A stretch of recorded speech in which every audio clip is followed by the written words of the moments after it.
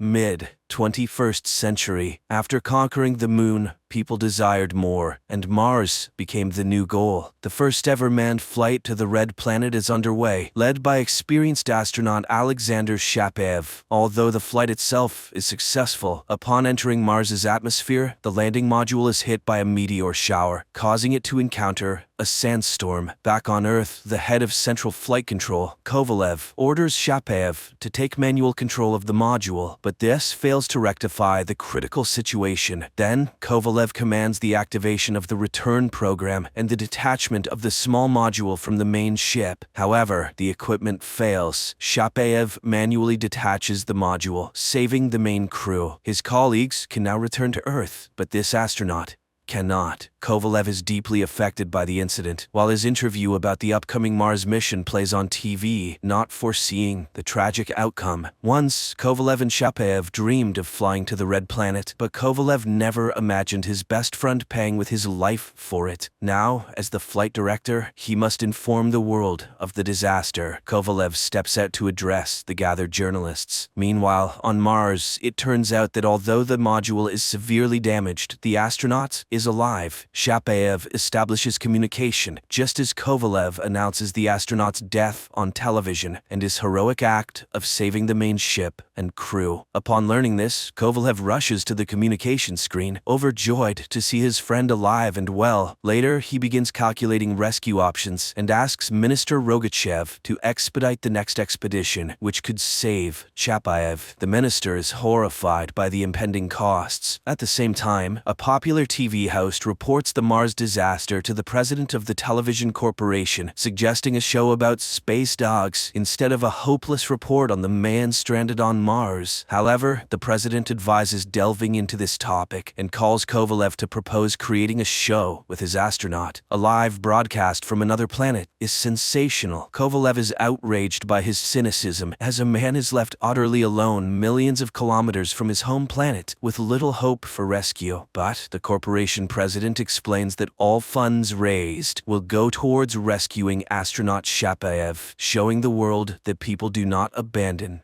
their own. Kovalev retreats to his office, where photos of his military comrades reveal that he and Shapaev once served in the army together and have been friends since childhood. Looking at Shapaev's photo, the director announces the start of preparations for the rescue mission. Kovalev learns that only one module section remains intact. On Mars, Shapaev activates a robot to explore the area around the module, while Kovalev finds out that the module's power, designed for 30 months, will actually only last 13. The rescue expedition can be launched in 190 days, aligning with the phases of Mars and Earth. Similar developments exist in China and America. If agreements are reached with them, the rescue can be achieved within 13 months. But Shapaev must survive on extreme rationing. The center's psychologist Anna is ready to work with the astronaut as much and whenever needed to help him endure the upcoming year. Meanwhile, on Mars, Shapaev's robot detects an unidentifiable movement outside. Anna contacts the astronaut as it's important to know his psychological state, but Shapaev assures her that everything is fine. After talking with Shapaev, the minister announces that the expedition was a success. Since the module is established on the surface, the astronaut is alive and agrees to participate in the reality show. At Central Flight Control, television crews start their activities. Kovalev's protests are dismissed by the television corporation president, reminding him that this is all for the astronaut's rescue. TV host Grisha advises Shapaev to simply listen to him for the show to succeed. And so,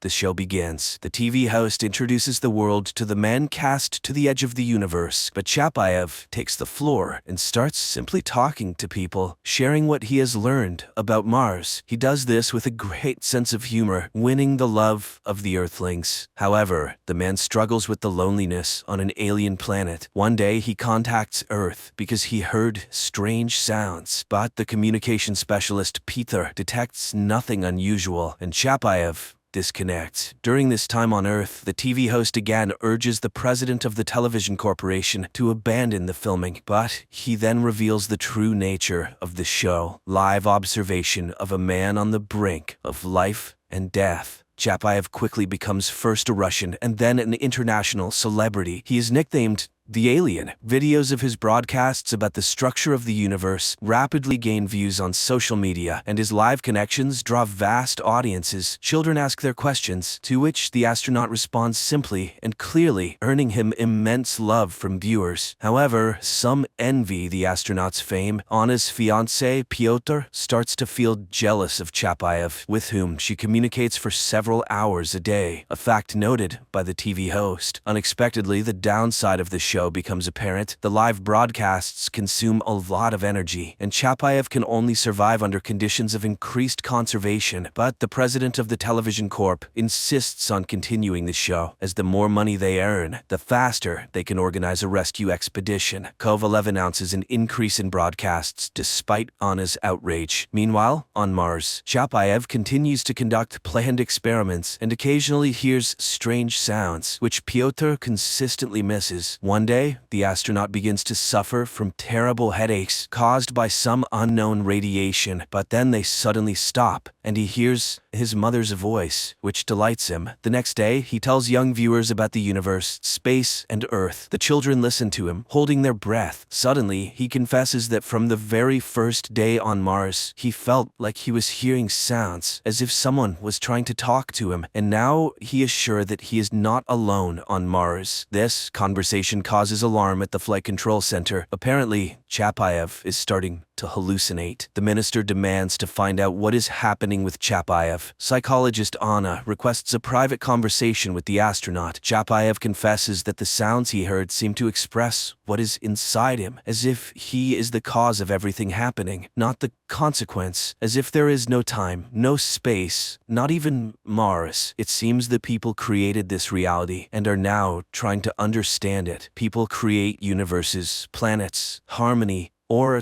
destroy them, and he feels like he is the cause of everything happening on Mars, and people are the cause of what is happening on Earth. Only on Earth there are many people, and everything is so confused, but on Mars, he is alone. The astronaut is surprised that no one but him hears sounds like a melody, and Anna concludes that these are hallucinations. During the next broadcast, Chapayev suddenly confesses that he feels lost. The TV host has to convince Chapayev that Earthlings are waiting for his return, but suddenly, the astronaut stops talking to Anna. He tries to explain that he encountered something anomalous on Mars, but the flight control center considered him insane. So, Chapayev deemed them insane. Earth was becoming more distant from him. Then, one day, communications specialist Pyotr also catches strange signals. He tries to talk to Anna, but she, upset by the astronaut's behavior and her fiancé's jealousy suspicions, doesn't listen. By the next broadcast, Chapayev does not make contact at the appointed time. Anna tries to call him to talk, but unsuccessfully. Strangely, the president of the television corporation is only pleased by this. He contacts the minister and proposes to discuss the issue of power, as if Chapayev supports Rogachev, he could win the elections and become president. Meanwhile, on Mars, the search robot discovers an unknown, shapeless creature, previously unseen. Back on Earth, Rogachev calls Pyotr and orders him to establish communication with Mars. He has a business proposal that Chapayev cannot refuse. Later,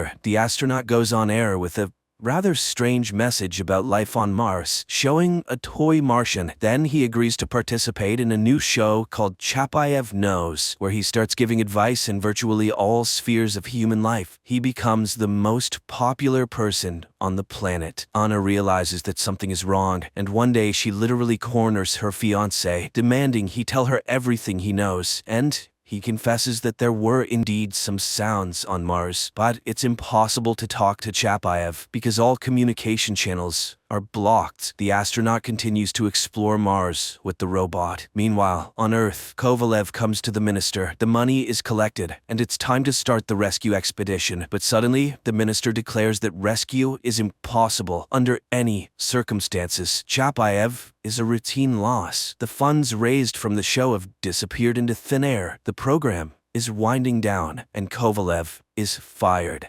Meanwhile, Chapayev continues to experience headaches from the unintelligible sounds emitted by an unknown entity attacking the module. At the same time, Kovalev approaches the president of the television corporation for help, and he asks to wait until tomorrow. The next day, the show starts with Chapayev urging Earthlings to vote for Rogachev, who has nominated himself for president. But at the moment when the minister is bowing before the monitors, a special forces group bursts into the television center. The broadcast is interrupted, and everyone sees that it was not Chapayev, but the TV host addressing the people. It turns out that a duplicate of the module was built in one of the television studios, and a computer model of the astronaut was created. The police began an investigation to identify the client of this monstrous scam, asserting that there was no accident on Mars, and thus, no astronaut. Supposedly, the entire story was invented for the show. Kovalev is in despair. All hope is fallen. He won't be able to save his friend. Meanwhile, Rogachev is arrested. Kovalev breaks into the flight control center as TV reports the death of Chapayev. Kovalev fights with the special forces. A gunshot is heard. At this time, the president of the television corporation contemplates that Chapayev never existed. Never.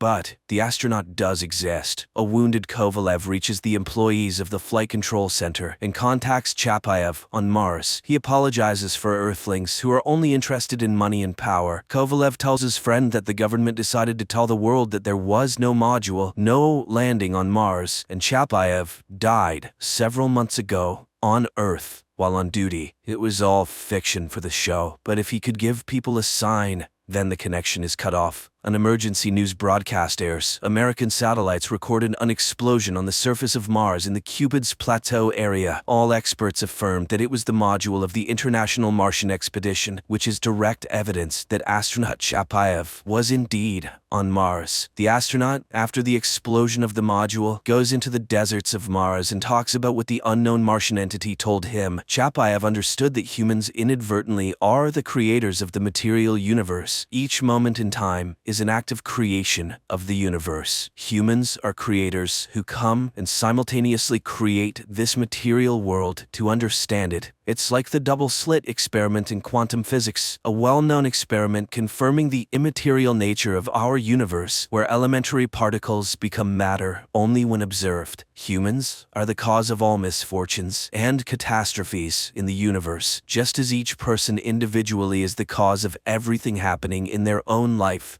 on Earth. Therefore, only humans can change this life, the world, and the entire universe, if they can change themselves. Next, we see how Chapayev voluntarily dissolves and merges with the universe, from which each of us appears in this world.